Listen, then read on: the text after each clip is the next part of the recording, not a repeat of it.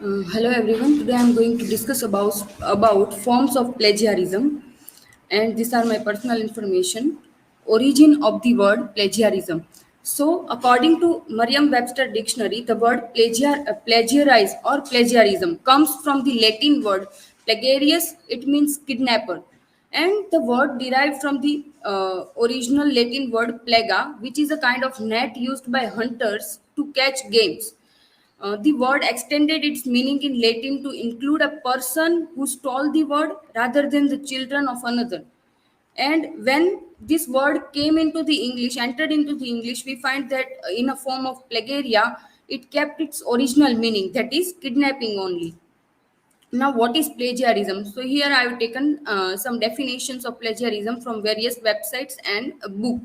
So as per plagiarism in research, the complete guide ebook by Dipanshu D, plagiarism is a representing a part of or the entirety of someone else's work as your own, whether published or unpublished. This could be ideas, text, verbatim, and infographics. And another definition that I have taken is from the website of Oxford students, says that plagiarism is presenting work or ideas from another sources as your own with or without consent of the original author by incorporating it into your work without full acknowledgement. The third definition is by Scriber. It says that plagiarism means using someone else's work without giving them proper credit. In academic writing, plagiarizing involves using words, ideas, or information from the source without citing it correctly. And at last, the definition by Oxford Dictionary that plagiarism is the practice of taking someone else's work or ideas and passing them off as one's own. Now, what is plagiarism? So, MLA Handbook of Writers of Research paper, 7th edition, noted that plagiarism is involved two kind of wrongs: using another person's idea, information, or expression without acknowledging that person's work constitutes intellectual theft, and passing of another person's idea, information, or expression as your own to get better grade or gain some other advantages. Plagiarism is also sometimes a moral and ethical offense rather than a legal or one, since some instance of plagiarism fall outside the scope of copyright, infringement, and legal offense. Now, forms of plagiarism. So here are some forms of plagiarism that is given in the MLA Handbook of Writers and Research paper, 7th edition. So first plagiarism I have taken is repeating or paraphrasing the word. So when someone is taking some words or a phrase or information uh, or something else from somewhere and cite something else instead of that, that is falls under this category of plagiarism.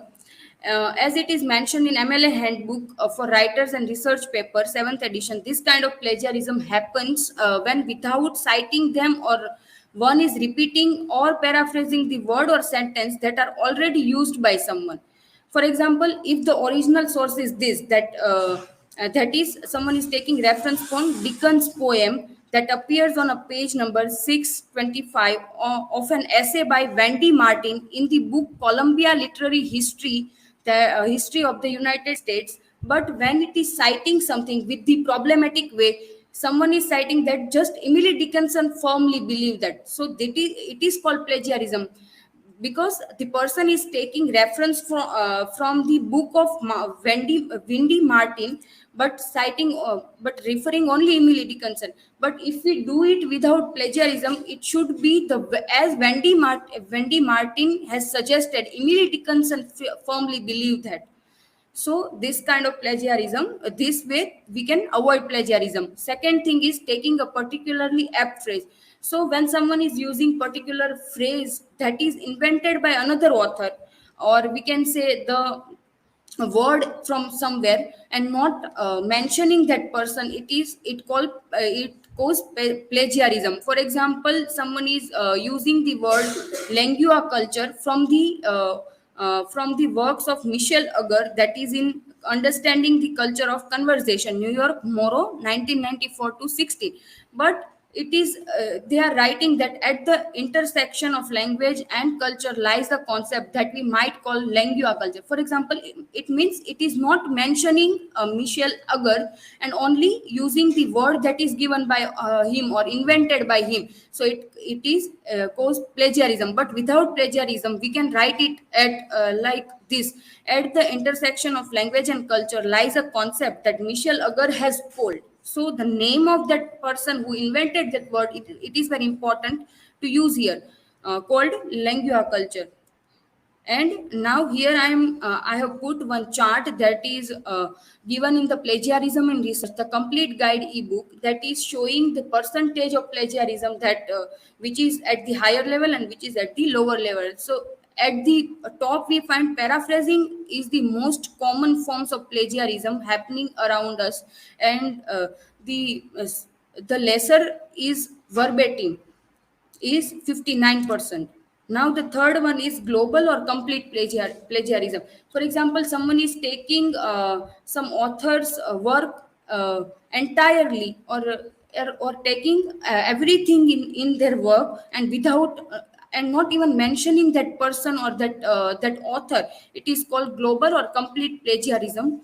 It is deliberately committed, it is deliberately committed act that recognize under copyright violation and can lead to intellectual property, or we can say legal battles also sometimes. And the next one is verbatim or direct plagiarism. So, according to plagiarism in research, the complete guide ebook, we find that this type of plagiarism happen when someone copy a part of someone else's work. We can say word to word, or without and even not providing that credit or attribute to them. So that cause plagiarism sometimes. And when the I or in other words we can say that when the idea, structure and diction in someone's work would match the original author's work, it cause plagiarism, or it is considered as a plagiarism.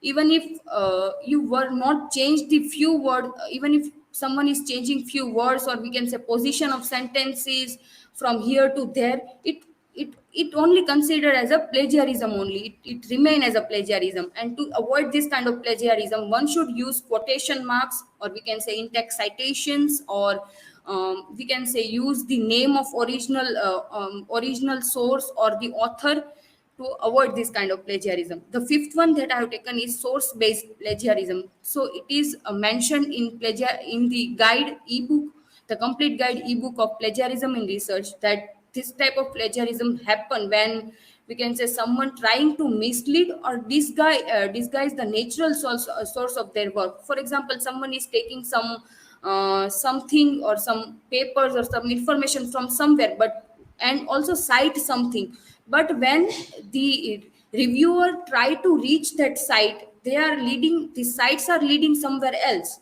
instead of leading the original source. So this kind of thing we call plagiarism only. And another instance in when someone use both primary and secondary data to support your argument, but only cite the former with no reference for the latter, that is called plagiarism only. Now six is ghostwriting.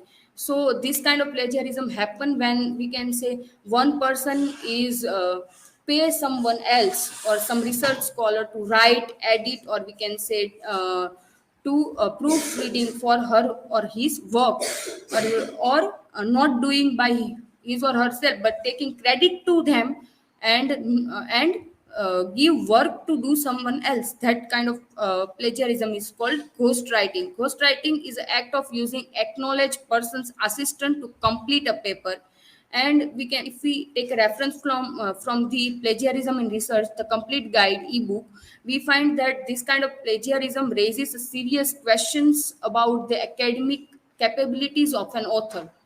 And the last one, the another one I have taken is self plagiarism. So it is something that someone is using reference, or we can say some informations of his or her own work, own previous work, but not citing or not referring that source. That is also called plagiarism. For example, someone is using some quote, or we can say some word that is already used in his or her own previous work, but it is not but when second time he or she is using that word or phrase, they are not mentioning that it is already used in my previous words. That is called plagiarism.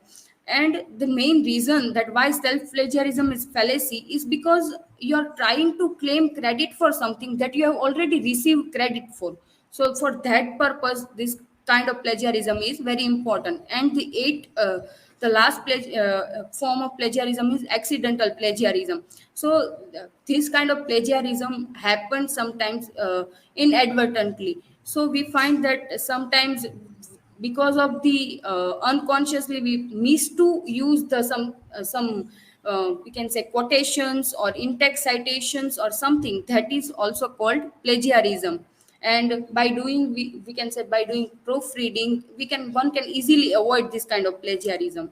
And this is the answer that I have got from ChatGPT. I have put the question that give detailed note on forms of plagiarism, and ChatGPT give me very relevant uh, argument or relevant answer from my that is in my research work.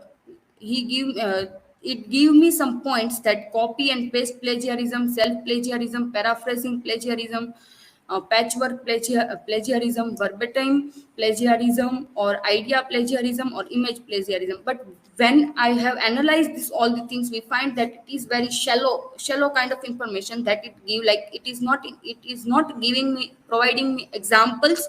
If I'm asking that provide me example, then only it is giving me. But before that it is not providing me examples, or sometimes the information that I have got is like a shallow. It is not uh, uh, going into deep way. Thank you. These are my personal information, and these are the citations.